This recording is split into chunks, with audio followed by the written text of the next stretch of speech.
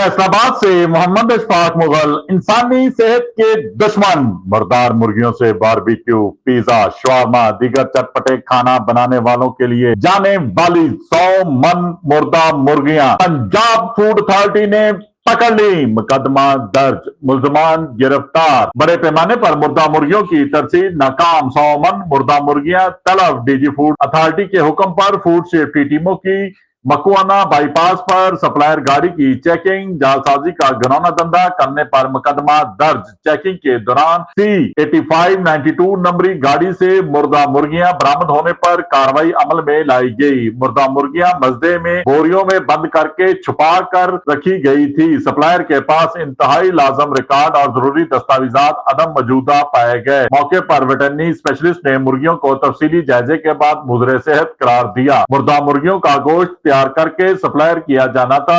खुफिया इत्तला मिलने पर टीम ने बरवकत एक्शन लेते हुए मुजरे सेहत मुर्गियों को तलब करके मुल्जमान के खिलाफ मुकदमा दर्ज करवा दिया। बीमार नाकस गोश्त का इस्तेमाल मूजी अमराज में मुब्तला कर रहा है। जालसाजी माफिया ज्यादा मुनाफे के लालच में खुराक नहीं, बीमारी मौत फरोख्त कर रहे हैं। शहरी मुर्गी को अपनी मौजूदगी में ज़िबा करवाएं। पहले से तैयारशुदा हरगिज गोश्त मत खरीदें।